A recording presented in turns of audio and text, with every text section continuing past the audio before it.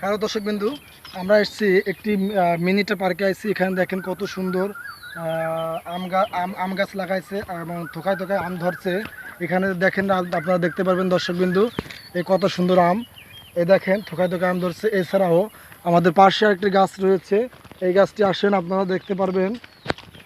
এই জাতের আম গাছের চারা আপনারা যদি লাগান তাহলে এই সব থেকে আপনারা ফলন বেশি পাবেন।